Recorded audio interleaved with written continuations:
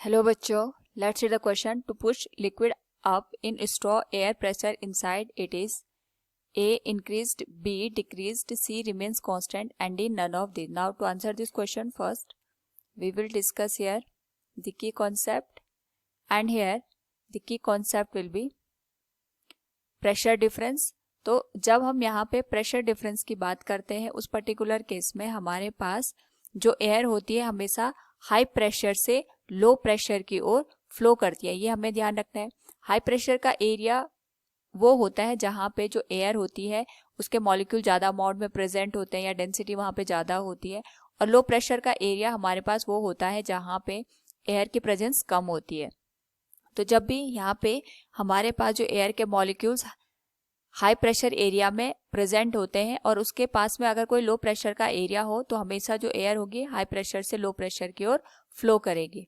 तो क्वेश्चन में हमसे यही पूछा गया है कि जब भी हम यहाँ पे जो स्ट्रॉ होती है इसमें जो लिक्विड फिल करता है, जब हम इसको यहाँ पे सक करते हैं तो उस वजह से जो स्ट्रॉ होता है उसके इनसाइड का जो प्रेशर होता है वो कम होता है या ज़्यादा होता है.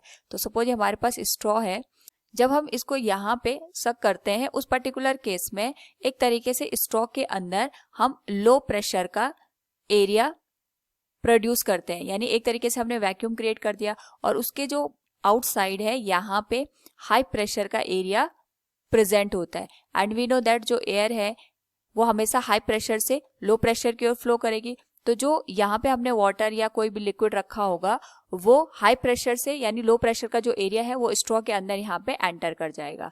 सो क्वेश्चन में हमसे यही पूछा है, to push liquid up in a straw air pressure inside it is decreased. हम इसके अंदर का जो प्रेशर होता है स्ट्रॉ के अंदर का उसको कम कर देते हैं. Option B will be the right one. Hope all you understood it. Thank you and best of luck.